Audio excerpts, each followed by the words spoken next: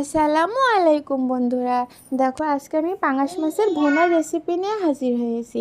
যারা পাঙাশ মাছ পছন্দ করে না তারা এভাবে যদি রান্না করো তাহলে বাসার সবাই এক প্লেট এক্সট্রা খেয়ে উঠবে মাশাল্লাহ। তারপরে দেখো বন্ধুরা, প্রথমে আমি পাঙাশ মাছটা খুব সুন্দর করে ধুয়ে কেটে নিয়েছি, দেখে একদমই গোশের মতো লাগছে।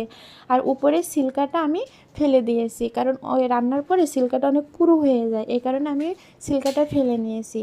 তারপরে পাঙাশ মাছটা আমি লবণ এবং হলুদের গুঁড়া মিশিয়ে আমি এটা ভাজতে দিয়েছি।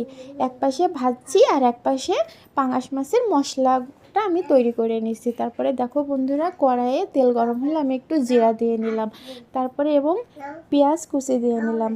পেঁয়াজ কুচিটা যখন একটু ভাজা ভাজা হয়ে আসবে তখন এতে আমি বাকি উপকরণগুলো দিয়ে নেব।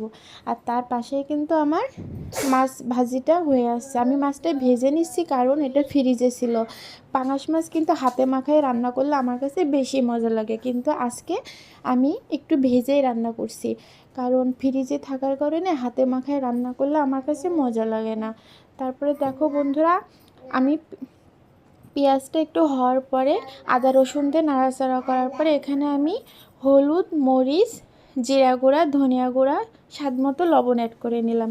এবং যখন এটা হালকা কাঁচা গন্ধ দূর হয়ে গেছে তখন এর সাথে আমি একটু টমেটো অ্যাড করে নিলাম। আর টমেটো অ্যাড করলে কিন্তু মাছের ঝোলটা অনেক মজা লাগে। এটা আমি সবসময় শেষে দিই, আজকে আমি আগে দিলাম কারণ টমেটোটা ঝোলের সাথে অনেক সুন্দর মিক্স হয়ে আসবে।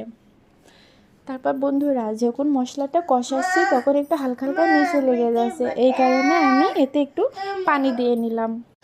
তারপরে আমি মশলার ভিতরে একটু পানি অ্যাড করে নিলাম। পানিটা দেওয়ার কারণে মশলাটা আমার খুব সুন্দরভাবে কষায় আসবে আর কোনো কাঁচা গন্ধ থাকবে না। তারপর মাছটা আমার ভাজা হয়ে গেলে আমি মশলাটার ভিতর এক এক করে মাছগুলো দিয়ে নিলাম। আর মাছটা দেওয়ার পরে একটু বেশি নাড়াচাড়া করা লাগবে না, এই কারণে আমি মাছটা দিয়ে একটু হালকা ভেজে আসলে আমি পানি অ্যাড করে নিলাম।